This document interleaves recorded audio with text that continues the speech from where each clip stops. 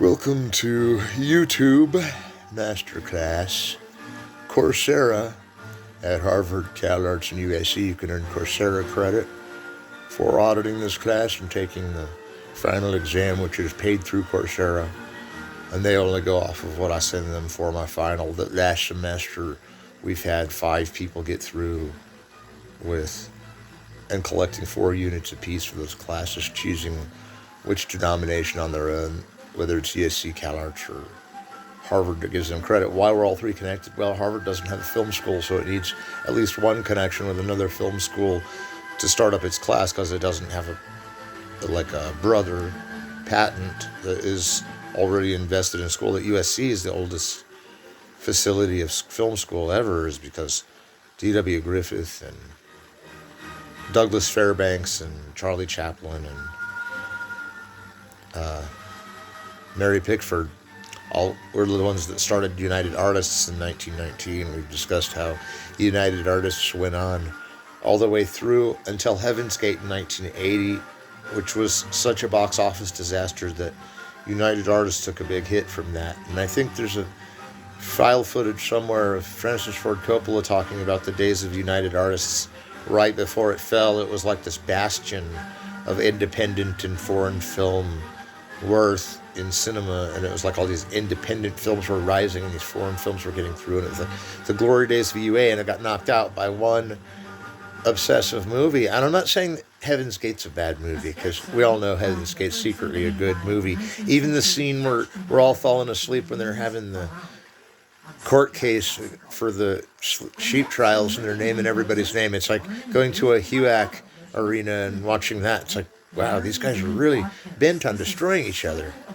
But I liked Heaven's Gate because it had a lot of ins, a lot of outs. It's nothing like freaking Deer Hunter, which is just like misery after misery, downward spiral, getting worse as it goes, and gets so bad that every inch of you is just like drained after the Deer Hunter. Whereas it's not like that so much with other movies that director Michael Cimino made, and that Michael Cimino is responsible for Heaven's Gate. Remember, it's after the Deer Hunter.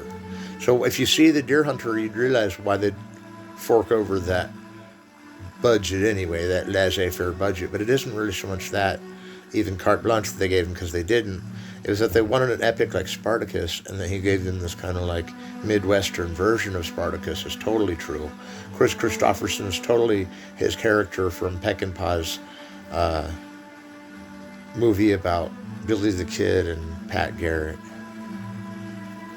But I'm here to talk about a different movie. And by the way, Pat Garrett and Billy the Kid, the movie, had Bob Dylan doing Knockin' on Heaven's Door. That's what he wrote his music for, was that.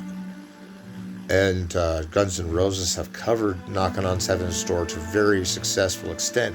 Now look at this. This is Punch Drunk Love. And we're going backward to forward here because I'm going to talk about Raging Bull after this. But Raging Bull almost should have came first, because there's some moments in this that are very Raging Bull. And there are moments in Punch Drunk Love that are among moments of a lot of films. Of something we forget about Paul Thomas Anderson is that how he's almost doing a Jacques Tati film here. And I'm not just saying that because I got this around the same time as I got Mon Uncle by Jacques Tati. And it was from a dear friend of mine, Arn McConnell, and he's kind of the leading media guy in Colorado. We kind of all look up to him as this kind of 10 times, 100 times greater guru of film. And he gave me this film during the quarantine, and that he was allowed out at that time was kind of strange, but I guess a lot of people were allowed out. I don't really know how it went, because I was stuck in a place that was quarantined, sort of making movies from quarantine. But I remember watching Punch Drunk Love and that giving me, wanting me to make a romantic comedy like Punch Drunk Love, and I went on to do that. But I'm not going to tell you about my movie. I'm going to tell you about Punch Drunk Love now. I saw this in 2003, 2002 when it came out, and I was living in Valencia and going to school at CalArts, and my father-in-law, which you're not supposed to be married when you go to grad school. You can be, but it's not against the rules. But we went to go see Punch Drunk Love, and then I'd seen Emily Watson in one of the promotional materials for the film, and there'd been some other business about how like Adam Sandler scores in this one, because he's shown as a really good actor, and you can tell that he's a really good actor, and I'd have to agree. I mean, that he's pretty good and everything else is true, but that he's so excellent in this you forgive everything else. And I'm not meaning forgive as though we're supposed to give best actor to the Waterboy. I'm just saying the Waterboy's funny. Like, he does a funny job in these movies, but Punch Drunk Love, he's like a serious actor. Although he's still really funny in his own Adam Sandler unique way, he's absolutely oblivious to like where he's spatial continuity. He's oblivious to like Paul Thomas Anderson, and he doesn't care who he's talking to about some of the most rancid conversations you could have anyone. The rancid conversation, for instance, in the middle of the movie he has with his supposed sister, and he's kind of walking around LA like Mulholland Drive, like he doesn't have a car, but he does, and he just blew up or something. Like he's Jacob's laddering across town, which is the only way to go in LA. You have to kind of pull a Jacob's ladder to get across town. I don't know how to explain it. You have to like time travel, and yeah. But Punch Drunk Love, let's be honest, it is a total comedy, melodrama, romantic. And that Adam Sandler starts out as this kind of nihilistic, but yet capitalistic, kind of driven by whatever forces drive us, like this very blasé, The Office creature that's not going to be told out by anyone, and that he starts usually using this bad language isn't like Adam Sandler. Adam Sandler's always got a couple of expletives in his films, but most of his films you got to remember are for kids and stuff, kind of. Not just kids, but like teenagers eat that up. And then like Punch Drunk Love kind of puts a hole in the theory that he only plays for kids movies, because while he only mostly does for the most part, Punch Drunk Love is not a kids movie, and not like he's making it really obvious that he's making an adult movie is interesting, and that Paul Thomas Anderson plays on the differences between his normal acting and this part by making him play something on the other side of the bilateral stream, and that he's going towards the center of the story, which doesn't come till almost the end, and that it's shown out of sequence is one thing, but that it'll trace 3 scenes back and go to another scene, even though that dovetailed in another direction you've got to look for. And that there's a scene where he rancidly cusses out over the phone someone he's talking to on the other line, and he's cussing out Emily Watson all the time, and even when they get intimate, he's still cussing her out. And he's like somehow nicer though, and that he has like Tourette's syndrome but doesn't, is weird. And then it kind of gives you this whole notion that Paul Thomas Anderson's kind of working on cuss words is like we're going to the woodshed of cuss words. Now, I don't really necessarily always agree with the woodshed of cussing theory, and that is that if you cuss and cuss and cuss and cuss so much that you never cuss again, well, then you got like a South Park on your line.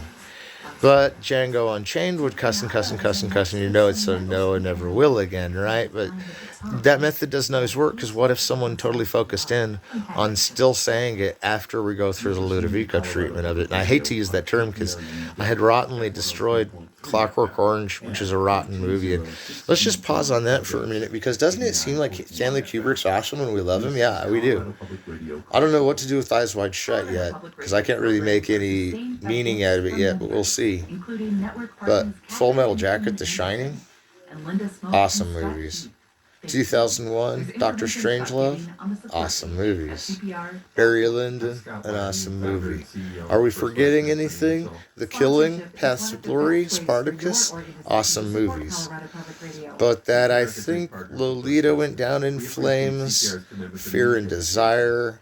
The Killers is okay, but it almost went down in flames. And that Clockwork Orange goes down in flames at the end, and no one knows what happened to the missing in action Eyes Wide Shut. But that Stanley Kubrick never gave up, and one thing we gotta love about those films, even though they're not that good, is that his ambition is what made us all love all of his work, because some of all of his work, because we love him. We love that he's so ambitious.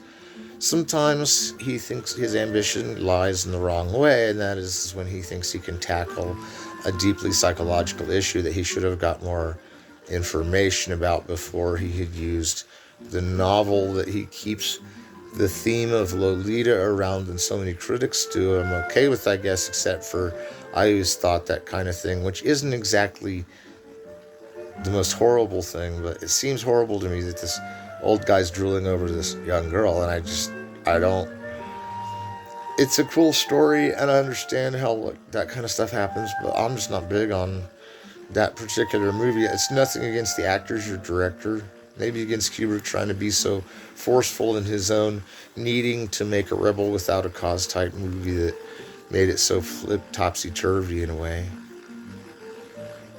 But I had some issues to talk about with some of my feminist friends, and I don't know if anybody's ready for this theory, but I'm going to try it out, and that is I just wish movies didn't have scenes of violence against women, and I know violence happens on women, and because see, even Gangs of New York does it kind of pleasantly that she gets thrown a knife at. Well, that's questionable, but that she just shows a scar and it doesn't have to flash back to the scene. Now, I like trauma, and trauma films are cool, and there's always something wrong going on and purpose, and that they bag a lot of these scenes. But they're exaggerated, and they're exaggerated to such a degree that if it was or wasn't like that, it'd still be just as funny and cool. And it's like you can't say a word bad about it because it's so contortedly subversive by not being anything subversive, but like I'm not saying that there can't be like violence in movies, but like I really don't. I'm just saying I don't like movies where there's violence on women, and it's if it's forced on them, those aren't my favorite movies, and that's why I had to bag Clockwork Orange down too. Not just that, but that whole thing where he's using Russian psychology and conditioned response. Well, I use that too, conditioned response, and so that's why I call it the Ludovico treatment. But it's a really inferior form of psychology, and I really don't use it. I'm just kidding. But it's a really rare form of psychology that doesn't really usually work and usually always backfires. And by then, they had enough credibility to know that that would backfire. Meant it wasn't even suspicious for them all to see it go wrong. And for him to rub it in everybody's face that it was going wrong was also him saying that, well, at least the Russians tried. So wait, let me get this straight. We're in the middle of the Cold War, and at least the Russians tried to brainwash us? I'm not really sure if I like that ending. That's like saying if I watch Battleship Potemkin, I'll go out and find rotten meat somewhere and complain to a sergeant about it. I don't know. Like, ooh. So I felt like this really bad feeling about how demented the quote-unquote psychologists were. And again, my apologies to the psychology community who probably hears the endless film buff coming in about how Clockwork Orange is their favorite movie, even though they don't want the Ludovico treatment. And it so throws off the whole meeting because, like, great, what did we do wrong? Or why did we have him here? Or that's not even what we're talking about. No, we've got to talk about that. And I hate talking about that. I mean, that could be one thing that got difficult.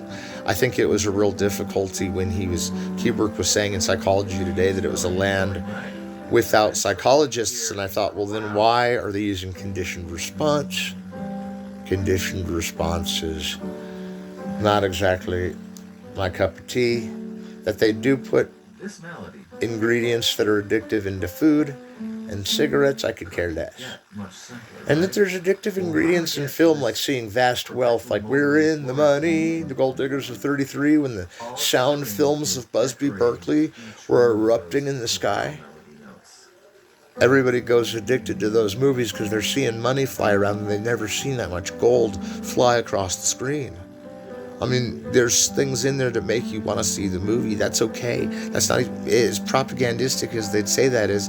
It's actually a love for capitalism, even during the Great Depression, when Gold Diggers of 33 came out, that it was a necessity to find a millionaire who could barely fund you in the Great Depression was just what they were saying. And that there's gold diggers nowadays and nobody cares, but that these in the 1930s are just so scandalous or whatever. Well, it's a lot better than the types of films I was talking about where the girls are abused and stuff, because in these Barclays of Broadways from the Gold Diggers of 1933 are not harmed and are brought to the front and center of the action. And the Gold Diggers of 1933 are not running into Jack the Ripper as some of these other silent films are showing. They're here to sing about how it's a necessity that they gold dig, and it's proper too because of how beautiful they are. There you go. It's proper if you're beautiful enough to go and look for someone that can afford your lifestyle or afford an even more extravagant lifestyle than they've ever had. And that those cross-class fantasies, when Cecil B. DeMille put them in action, I've heard in college, in Film Power and American History by Stephen J. Ross, it's like, well, they did put women roles first in the silent era. They took the women's role very seriously, and that women were the first stars was totally true. But there aren't many cases of someone being outside of stardom just randomly brought in. That does happen in Raging Bull, our next one, with Joe Pesci meeting De Niro and Scorsese at a restaurant and suddenly being in their movies from then on out was a coincidence. But at the same time, it wasn't, because one of his agents was friends with one of their agents, and so it still wasn't totally mere hearsay. But that, like the tight-knit community of Hollywood continues to be tight-knit, is true.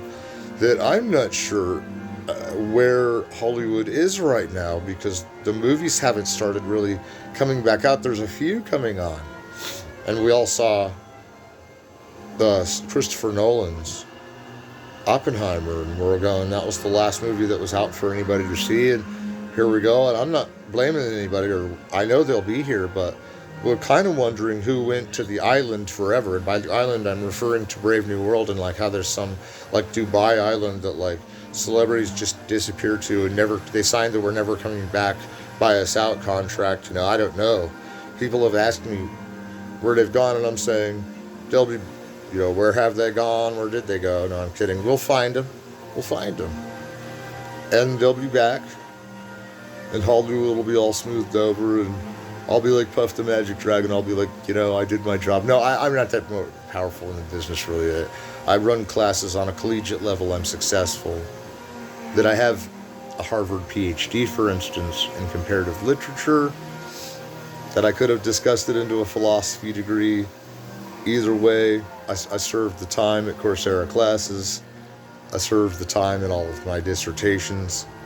And in all the things I've handed in, they got another full portfolio that has to be produced out of CalArts, the original portfolio, but that only lightens it from being printed at Dartmouth and being printed by Penguin Random House, and some of the scripts are just Writers Guild. But the point is we've all got irons in the fire. We're doing good. We have these things that we love about movies, and one thing we love about the silent era is, even though the women did have to go through some abuse, they were always the lead character in the movie, and that they showed themselves as heroines of the screen is a beautiful thing. And that, like, Emily Watson's a heroine in this movie, but she's not in a lot of it. The Philip Seymour Hoffman's in this is great.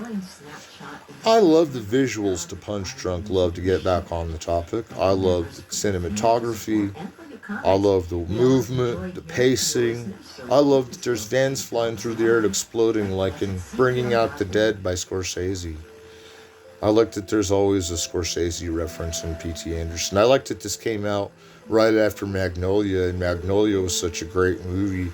I love the soundtrack to Magnolia, and I love everything about Magnolia. And I thought, it's like the Jane Silent Bob said, the internet's for Magnolia fans, and their Magnolia fan was bagging on them. Well, I don't bag on Jane Silent Bob. They're amazing. They're gods of the new age. But that I don't bag on all things they bag on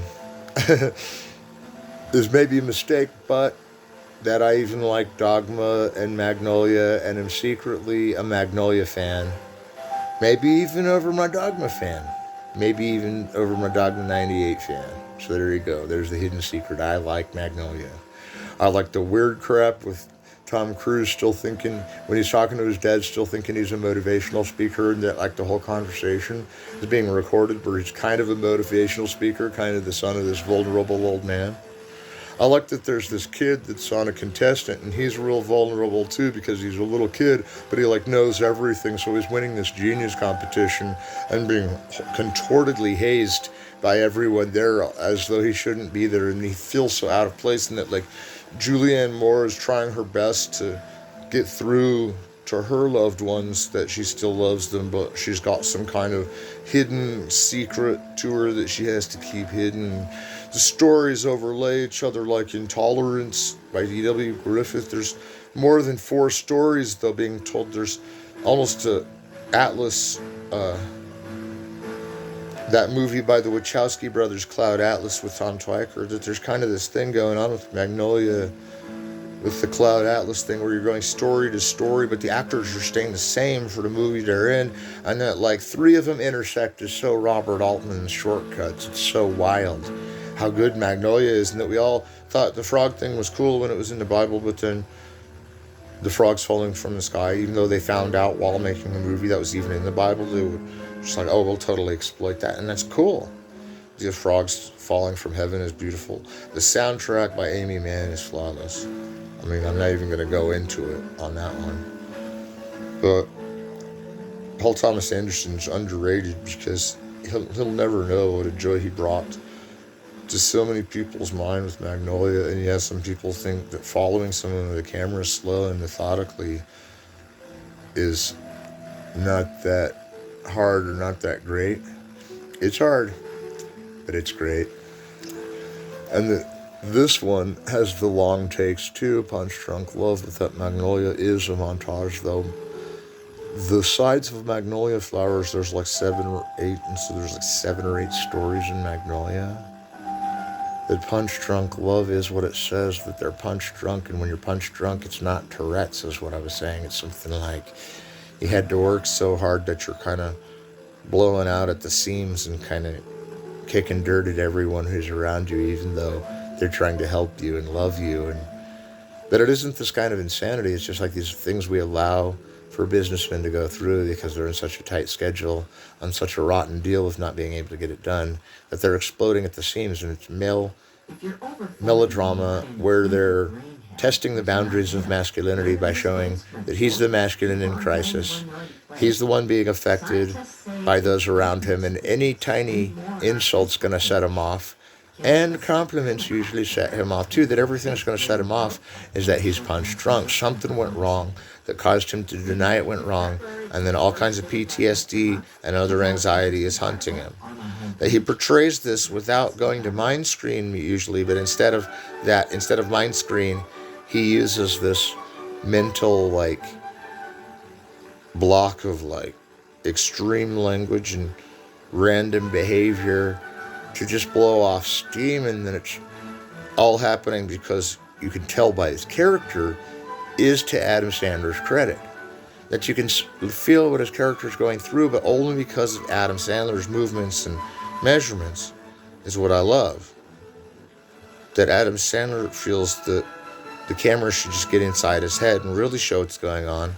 It never does that. But that we hear from externally how he's doing internally, we internalize every word he says and thinks he means it. It's a really interesting case because it's not a way you can live your life. Maybe even in LA they'd notice you saying words like that and please ask you to stop and things, even on Venice Beach. But on a strange day in LA, like a Robert Altman type day or a P.T. Anderson type day, I could see how Adam Sandler would go off like that in the middle of the street and people would just walk by, let alone Adam Sandler not doing it, anybody doing it. And if they look like him, they'd be even more commended for their Adam Sandler impression. And I think it's cool that they somehow worked his character in to the psychological component of a love story with psychological components. And that a lot of that's external because of the flipping trucks and the things going backwards with clocks, and with Adam Sandler even calling and screaming on the phone a couple of times, saying some things that you'd never be able to say in reality. And I just feel like we excuse him as moviegoers, not just because he's a businessman, and if he is even that, he was there for a while at the business desk, and he's slowly deteriorating, and the world around him is basically the same world, and he's going downhill. Now that there's other movies by Paul Thomas Anderson I love too, Boogie Nights, amazing movie, and I don't need to go into my view on porn again because I'll get booed off the stage, but Boogie Nights is a masterpiece though. That Mark Wahlberg came upon that movie was such a great idea for a movie, and it's actually the first one besides Hard 8 with Samuel L. Jackson. And Hard 8 with Samuel L. Jackson was totally a Tarantino-induced movie and was totally in the vein of Tarantino on purpose. But Boogie Nights was the epic about the rise and fall of the porno industry, and I thought it was brilliant. Much as I don't go looking for porn, Boogie Nights is one of the slam-bangingest, craziest movies I've ever seen. That it has every scene in every movie that you'd ever want to see over and over. That they steal the plot from Superfly. That it totally, they steal the soundtrack from Superfly. And the original script gets run backwards through a machine, and guess what it is? It's Superfly backwards. And that's the end of the film, is Superfly backwards. And if you just go all the way through it to the end, it's Superfly forward. And then when Superfly forward ends, it becomes Superfly backwards real fast.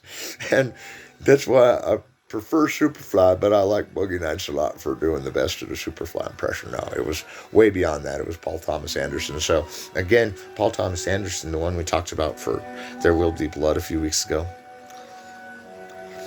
His long takes and his big shots are so notorious in some of his films that we expect him to use that kind of like double background, double frontage footage where he has the big takes, and then he does The Master with long takes.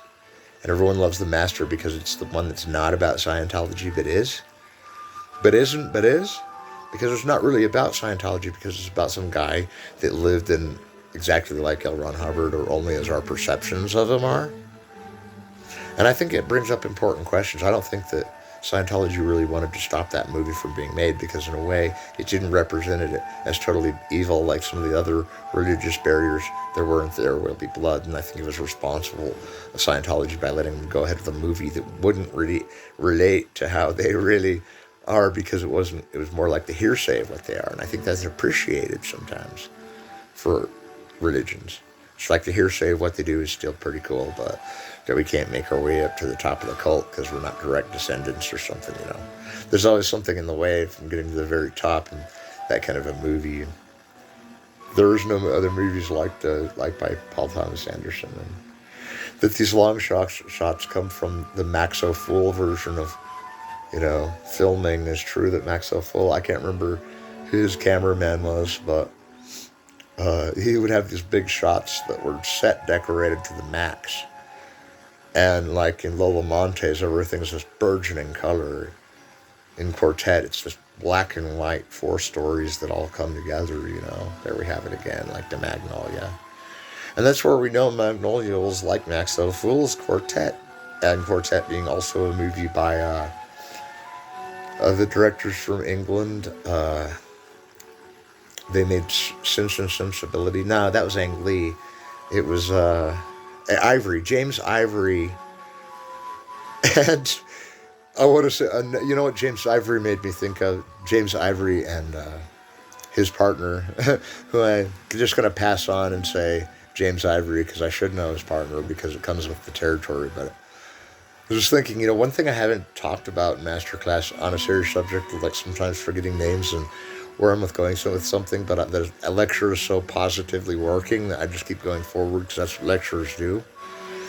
Well, I couldn't possibly have done this without some of my friends and family, and my cousin Jason Sheley helped me a lot is one thing, and he would remind me of now to say that the Ivory, isn't that the name of the Wayans, the Keenan Ivory Wayans? Now, Keenan Ivory Wayans is already cool in my book because he's in Requiem for a Dream, which is a movie I hate and rail against because it's like Reefer Madness. It makes things look bad. And then I'm like, wait, that's a pretty wild statement to come across because Darren Aronofsky's totally going for Hitchcockian ambiguity with the whole thing, that if they wipe out at the end, it's only part of the fun, really. It's like Fear and Loathing in Las Vegas. See, 24-hour people here, party people, I'm complaining, by Michael Winterbottom. Here I'm complaining that there's not enough of the Requiem for a Dream type stuff, and yet it's like the behind the scenes of a Requiem for a Dream type cut away from the action movie. They're all brilliant movies, and if I've waylaid any progress on making documentaries about those movies, I say green light all the ones you want about Fear and Loathing and With Nail and I, and those kind of movies are really good. And Requiem for a Dream, so here I am talking about Requiem for a Dream again. But Darren Aronofsky put Keenan Ivory Wayans in it. Now, that's Keenan Ivory Wayans' only serious movie. Just think.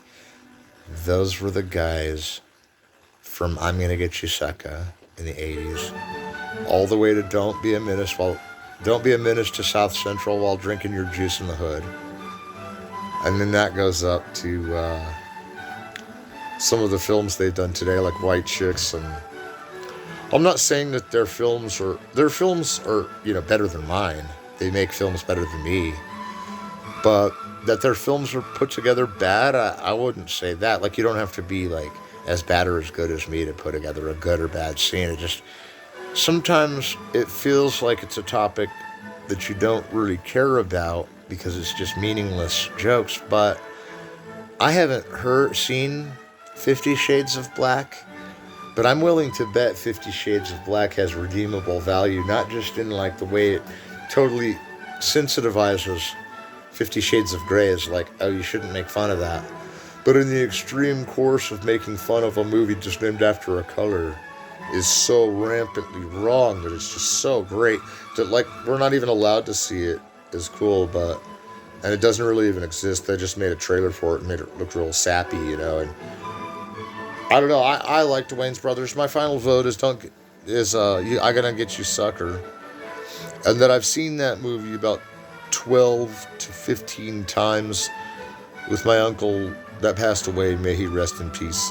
I'm gonna have to side with I'm Gonna Get You Sucker just for having those big guns scenes that were like Rambo meets some kind of early project in Hollywood that never got done because they're African American filmmakers and they don't ever really get credit anywhere. Like, even for Requiem for a Dream, like, that their credit never comes across like a serious critic's mind.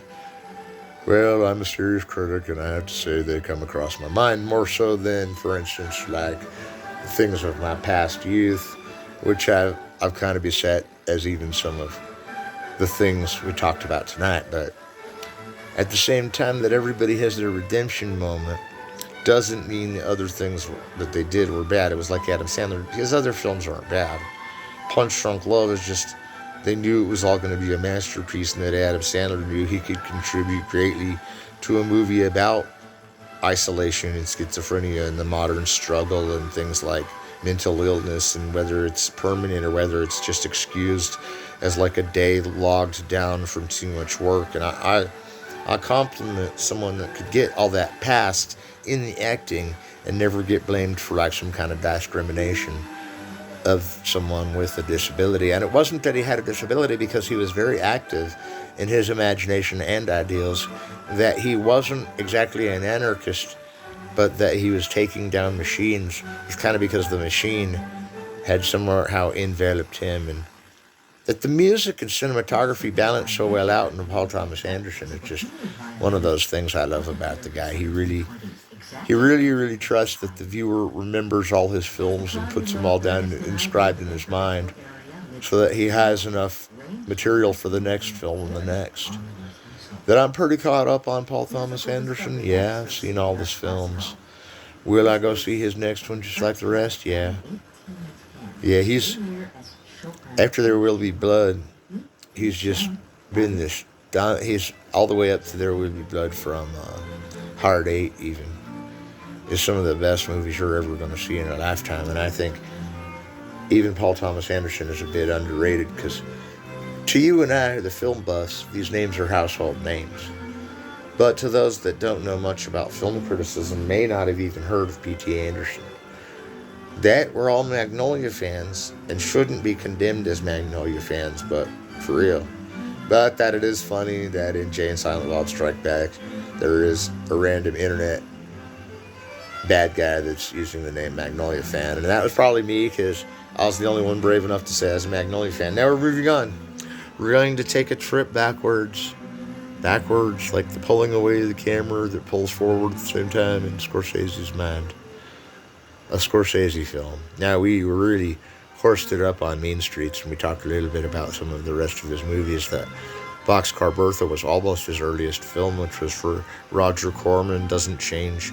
That Look Who's Knocking at My Door was from '69, and it was his NYU full feature that, like Spike Lee made She's Gotta Have It for his full feature at NYU. And Martin Scorsese, he teamed up with Robert De Niro even as early as the Greetings films, which came out by Brian De Palma from Trauma, that those guys resonated for Trauma. Because of De Niro and De Palma is totally true, and that no one writes that in the Trauma book, is because they're generally seen as a B-movie place, and they are B-movies, and you can still release good films to Trauma. Now, that they didn't contend that Trauma was bad because they loved it, is why they got Robert De Niro, and that Robert De Niro was already in Mean Streets. Now, this is 7 years after that. Now, Robert De Niro's getting ready for this part like the method actor he is, so he's got to learn how to box. So he's learning how to box, trained by the professionals. He's got to eat a ton of food for the scenes they shoot first, which are going to be towards the end of the movie as he's gaining weight. So it says even in this box set, and even in some of the director commentary, that Robert De Niro got as fat as he possibly could for this movie, and that was one of the reasons he won an Oscar for this role in 1980. The movie did not win Best Picture. Ordinary People won Best Picture. And Ordinary People is an amazing movie by Robert Redford. You've got to see it. Raging Bull is incredible too, and that Robert De Niro gained so much weight for the end of the movie that is hardly recognizable when they get to the end of the movie. That you can shoot a movie out of sequence. You can shoot the first few scenes first. And you can shoot the end of the movie even before that. You can shoot the end of a movie first and not move it up to the beginning of the movie. See, your job as an editor is to move the puzzle pieces around until they make the most sense, which doesn't always mean from beginning to end in the order you shoot it. That you shoot it in the way that's most cost effective is by shooting all the most difficult scenes first that are outdoors, and then if there's really difficult scenes indoors, you might shoot those before you shoot all the rest of the outdoors. But usually it's all the outdoor scenes first, because you don't know what the weather is going to be like, and if you're scheduled for that day, you better get together, because if the storms come, you go to an interior day. And the interiors, which are shown in the script, whether it's exterior or interior, you have to show that on the byline of the script.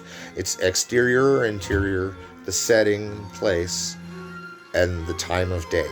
That's all that goes on that front line of a script, and we're talking script mechanics now, and this gets very difficult, but if it's an interior that is indoors, then you shoot it all later. You shoot it towards the end, because especially the less complicated indoor stuff, because indoor stuff is moderated from the weather. The weather's not going to go blowing through like it did in Apocalypse Now, which was just a given that God was out to destroy Coppola so he could make For Whom God Wishes to Destroy. Now, what I love is some things about Raging Bull that we don't always look at, and that is that it's black and white.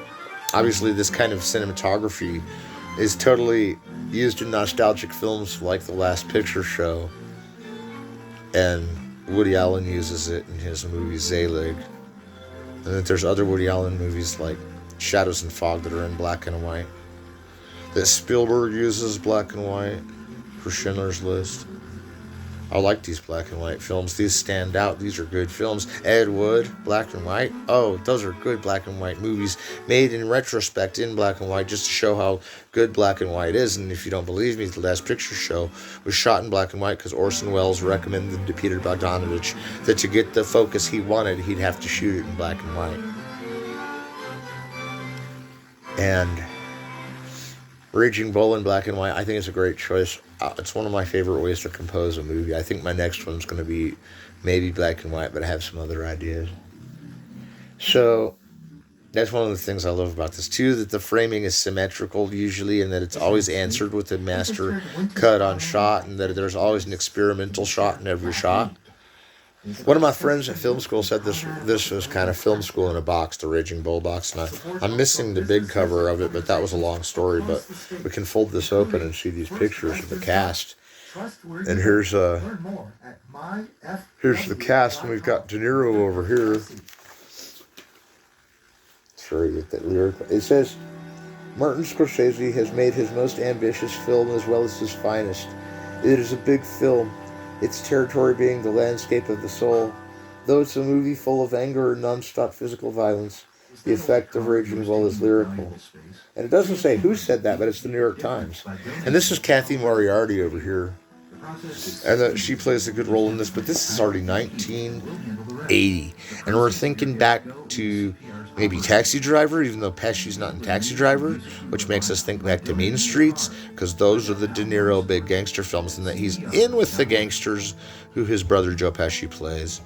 But that they did meet Joe Pesci while making this, and he was a waiter that was connected through their agency, through his agency, and they all got along, and they all shot the film. Now, to think Joe Pesci was found as being a waiter, which was in the cards, and I don't know if it was planned, and really even if it was, Pesci's job in Goodfellas and Casino is unparalleled as some of the best acting in history of the world. I mean, Pesci's acting in these movies, and that he's kind of playing the same character, but if you look at these films, he's a totally different character in each one.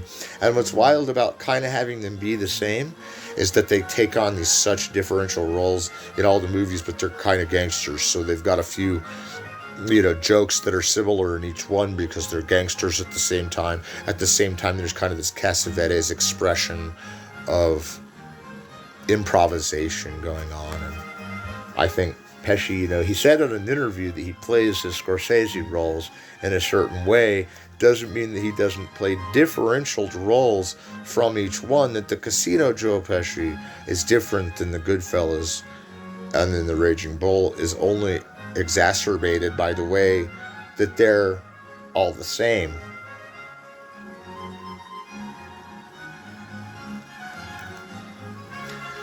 And that they're all the same is that Raging Bull stages the actors in a similar way, where the violence is shown in action, and when they react to it and when they differentiate with anyone that uses violence differently, they respond in a breakout way similarly to the other films. That's what I was getting to, the similar modes. But when they're in their character disposition, and when they're in their character disposition in the movie, and that's how they keep track of why he's different in each one, he seems like a different character between the guy that's with Sharon Stone in one and the guy that's walking silent in Raging Bull in another, not attacking his worst enemy who's now his brother. And that there's a rise and fall V structure in this, but it's mostly the upside down V, because he starts off as like decent and like lower middle class, and that he's boxing his way to his future, and that he's gaining these riches because he's boxing, and now he's going up the step ladder of fame, and all of a sudden he starts winning all these matches, and so it's all getting on him to win the whole series and to go all the way to the heavyweight championship and win it. And now he's on a roll, and he's big, and he's a big time boxer, and yet there's domestic problems coming in that are like gangster films, that these domestic problems are coming in from loving Kathy Moriarty, but her somehow being like related to him or something, and then all of a sudden they find out Joe Pesci is like wants to get with her too. That's always the similar themes are making us think back to these characters that are really linked in the Raging Bull, Goodfellas, Casino trilogy, gangster trilogy, if that's what it is, because I've seen the recent Scorsese film Killers of the Flower Moon, where Robert De Niro puts on a performance of like even different chameleon-esque attributes than he's had in his other movies that he's worked out. So I looked at Raging Bull, though, and there's some scenes where, again, Joe Pesci, extreme violence will come out of his character, and he'll knock somebody into a wall or into a car, or like throw something glass at somebody that'll total somebody down. Actually does happen in Raging Bull almost more than Goodfellas and Casino, although the magnitude and brutality of each one gets strange. Now here's a strange factor, that Joe Pesci keeps beating down this guy in Raging Bull and kills him. And then in Casino, or in Goodfellas, he beats this guy down and kills him. It's like Frank Vicarelli or something. I'm sorry if I got that last name wrong, but he kills him. Joe Pesci kills his character he's the made man they kill in Goodfellas, for instance. And then guess who kills Pesci in Casino? And by the way, they weren't really killing anybody. Those guys were back for other movies. So that's the irony of like the cartoon syndrome where they keep coming back from the grave, or the video game syndrome where they have extra lives. But that in Casino, it goes down that the same character that Pesci kept killing in the other ones kills him before he gets killed in the total mobster holocaust, which so much to discuss. The mobster holocaust of Casino, which seemed like a total remake of Godfather 3, except this time without the Pope. It was just every gangster in the world being gunned down by this unseen force of gangsterism. It was almost like those gangsters were all gun battling with each other at different lengths of the story and getting housed. Now, this is weird put together because it reminds me of when all the Jedis get housed in Episode 3. So Attack of the Clones, and then Revenge of the Sith. In Revenge of the Sith, there's all these Jedis that get gunned down by these laser guns, and they're going out like the mob bosses in Casino, right? So then you watch Godfather 3, and there's this total thing that set that whole montage of destroying everything action, and that's Godfather 3, where it cuts back and forth between the opera house and the action that's going on in the opera house, where everything's crashing all around it. And that technique is a montage that had come from other movies that were produced in succession with Godfather 3, and it wasn't the most apocalyptic finale. That apocalyptic finales were taking place in movies like by Hitchcock early on, and there were even some apocalyptic scenes in Hitchcock before the ending is true too, and that like the bus blowing up in Sabotage is like what would have happened in the movie Speed if they would have blown up the bus and freaked us all out, but that usually Hollywood resolves the conflict even now in a neoclassic way. And can you give me about 15 minutes? Okay, I'll come down and get it in a minute. Okay, sorry about that, everyone. Turns out there's good news. I have tobacco and money coming, so that's good. Don't worry, it wasn't YouTube MasterClass paying me. I give all that money back to YouTube and they use it to buy their own tobacco. No, I'm kidding. Whatever they... Yeah, but that's cool that we're under the auspices of YouTube MasterClass, because the auspices of YouTube MasterClass say you're an expert on a topic, and they knew this was going to be something like film criticism for me. The many times I've defined film criticism in that it's actually a critical detection of the movie's style and form doesn't mean that this film doesn't use everything from film noir to the styles of slow-mo, fast-mo, especially in the boxing ring, which are highly aestheticized, violent scenes that have even blood coming off the boxing matches. That there's these aestheticized scenes doesn't really make you think that the boxing was as criminal as it would seem if they were just on there jacking each other up, but that there's shows and movies like Requiem for a Heavyweight that kind of had to film at a specific angle to show boxers because they're kind of doing a teleplay. Well, they are doing a teleplay in one case of Requiem for a Heavyweight. But in the movie, too, they have to use this, like, documented looks at the wrestler's ring, and that the camera faces the ring and takes pictures of it those ways in a boxing shot is almost the only way they could get it. And then here comes Raging Bull, where Scorsese's like, and if the camera goes flying across the auditorium and goes back, then we'll have 5 seconds worth of footage. And it's like, it's great, dude, that he's got cameras flying everywhere, that he's got cameras flying in the wrong direction intentionally, the right direction intentionally, that it's up in the air, that there's a scene where this referee comes walking through in slow motion and this big old microphone falls down. And so here's some replications of some like French New Wave technique that we've never seen an American director just seize forth and go all the way to like what we've seen with Fallen Angels level with dramatizing it, and that it's not just a loose gangster genre, that it's a boxing sports movie is even better because we love sports movies, and that it was kind of the antithesis of Rocky does kind of pertain to Raging Bull, because Rocky wasn't a bad movie, but Scorsese trusted it because everything ended up so happy for Rocky, even though he didn't win the match. And in Raging Bull, we see the deterioration with the overweight De Niro, which was only 20 minutes of the movie, which is why he was gorging himself for 6 months, so they could film that part of the movie and show it last to make it look like it comes last.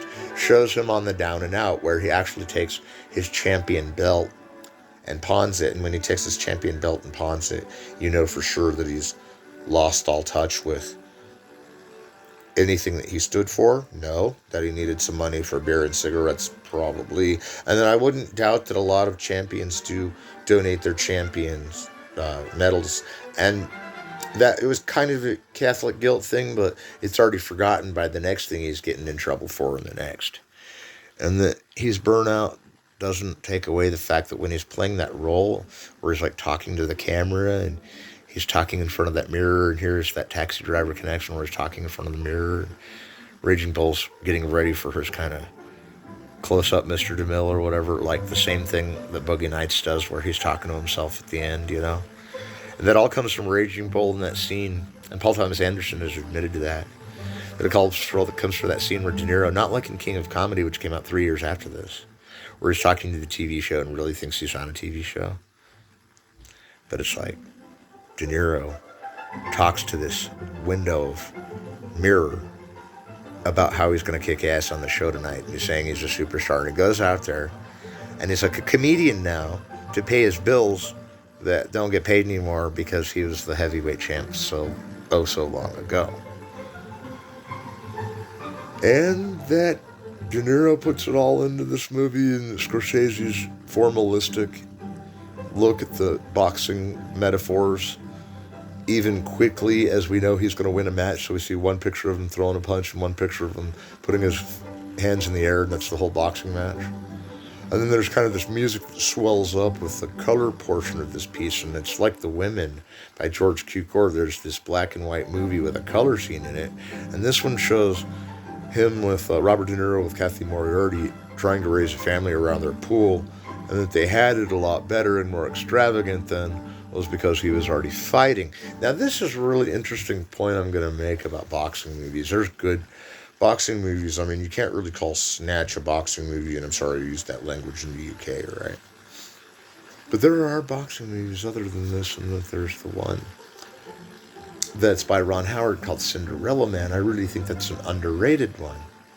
And I think with a title like Cinderella Man, we're sitting there going, what's the story of Cinderella Man? Is that some kind of chick flick? And it's absolutely not. It's about a poor, suffering family all the father's good at is boxing, and that he learned and trained in boxing, and he's one of the best. It's weird because he's trying to raise a family the right way without being an alcoholic in this very poor town. And then he goes and like fights his way up like Rocky. Only it's weird because not like Raging Bull or Rocky does he not almost go down. He wins again. And this is after one of those death rings like they have in Pulp Fiction where Bruce Willis accidentally kills the guy, you know, in $1 Million Baby. She smashes her up so she has to get euthanasia. But the weird thing is about Cinderella Man is he actually wins the matches fairly, even though there's this guy going to joink him out and going to hit him once and kill him.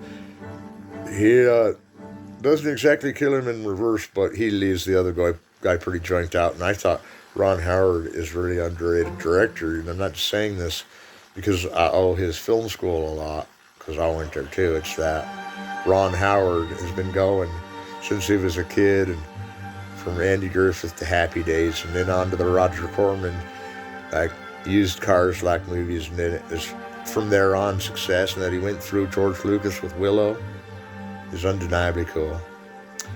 Though we all have to admit in the end that we were pretty rocked out by the Da Vinci Code. I think we were, by all three parts. I only saw and wrote 2 of them, and wrote 1 and saw 3 of them. And no, everybody was writing books like that at the time, and everybody was writing this kind of technological version of what would happen with their religion if it just became like a visual medium like it was to the original Gothics and things.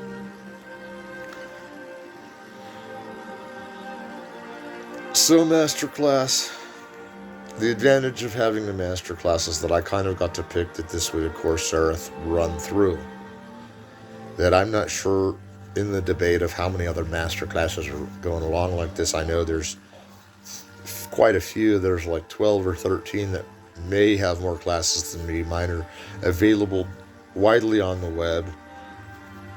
And that Harvard's agreed with it 100%. They're going like, can you make it 8 years of this so you can set up a school at Harvard for cinema? And I'm like, I'm going to go down with the ship trying. I'm going to go down swinging, you know. And that's what professors do, even when they're put on the edge of the Raging Bull scenario and everything could knock them down. And I get knocked down and I get up again, that's the challenging word. And that Raging Bull and Rocky got knocked down and they get up again, that's cool, but Russell Crowe never got knocked down, and when he goes in for the smasher, the only nice thing you can say about him is that he takes after Cinderella. Because you'd be saying that too if you were in the post-Da Vinci Code trauma of trying to be in a movie that didn't look like it was going to be a Raging Bull because it's neoclassic and it's shot in this beautiful light and color and kind of this beautiful mind things going on in it. They're just kind of tricking us with the beautiful mind stuff by having the Cinderella Man stuff be real and set in an earlier time of poverty even. And there's Ron Howard for you. He's always surprising me. Like, he's always putting out these films and you're going, that looks like the same old thing. And then you're thinking, but only because it isn't. And you go and a lot of times he doesn't get as critiqued as aesthetic building, but that I will say that Backdraft isn't necessarily one of my favorite movies. I like the way they made the fire come shooting through the door in that movie, and everybody knows that was the Backdraft shot, and that everybody had to have a Backdraft shot for the next 8 years in their movie of fire exploding under the door. After that was so cool, because I thought Ron Howard set another trend, but I think now when we bring up the Da Vinci Code, everyone suddenly stops being anti-Ron Howard and totally says, did he really blow up the Vatican in that movie? Did he kill... Speaking of Godfather 3, why is this action sequence going in the old Wild Bunch Commando base? I'm kidding. I've talked to you guys enough about film, and I lost my train of thought a couple of times, but we've had fun, and we learned a little bit about movies, and that critical studies is not a bad thing. It's actually harder in ways than anything else, because it's not just saying whether something's good or bad, or what it's about, or how it's done, or how it makes you feel, or how it makes you think. It's also study mainly a core of the ontology of the meaning of the cinema and the ontology of the cinema. Now, the ontology of the meaning of the cinema comes from the ontology of the cinema, which is the building of the technological apparatus that records, and then the technical apparatus that projects. That's the medium of cinema. But if you look at the medium of cinema as to what it means, it depends on what goes through the camera and how it's positioned, and if it's an actor and an actress and how they're positioned, or how the point of views following around one match on editing, then these are techniques that we see works with the camera, but is chosen by the director based on parameters, whatever they may be, the history, the nationalism, the genre. But that the director calls a choice between where the actor should sit in a film and talk in a film makes film interesting, because actually films are quite unique from each other, even though some of them can be filmed the same way.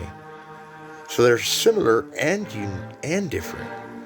They're similar in how they're using a camera, almost the same kind of camera, to make the movie, and that there can only be boundaries in certain angles is because of how the camera is built. But that what they're choosing to put in front of it and how they're choosing to do so is less and less governed by a certain body politic throughout the 70s, 80s, 90s, on through today. Although today we do a lot of that Cinderella Man and try to dress it up in niceties of perfection of set, and I love that. I'm not bagging on that. That's beautiful. But the gritty realism to Raging Bull, Taxi Driver, and Mean Streets, and then the somewhat sanitized Casino, which is even more rowdy and violent than the rest, makes Scorsese look like we're going down in history like some Scarface by Al Pacino, everything's going to be like, they were trying to make Scarface by Al Pacino even when they were making Raging Bull, and then we're all glad Brian De Palma made up with that, because he kind of disappeared and then made that Black Dahlia movie, and now everyone knows he did it.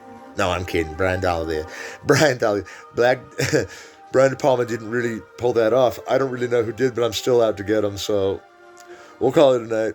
I'd say we've talked enough about critical studies and how there's the meaning of cinema, which is how the iconography is placed within the shot, and then there's the cinema, which is the camera and the screen.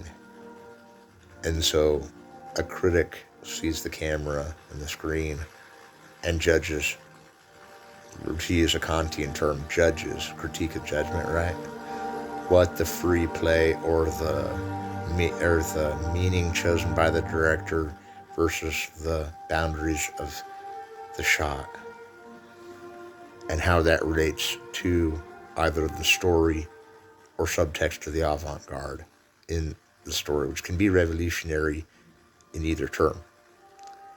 And that's where I'll leave it for now. We'll discuss more about criticism in the future. Criticism is kind of this big animal, and that there's these books that are big on criticism and about like critical studies throughout the ages. And Critique of Judgment's my favorite, the one I was just discussing, because it's like, because there's so many signs and signifiers dashing by each other in all these metaphorical ways in the theater, that you can really define anything by anything. It's a free choice of what word you're going to say, as long as it's within the parameters of something that would belong in the play.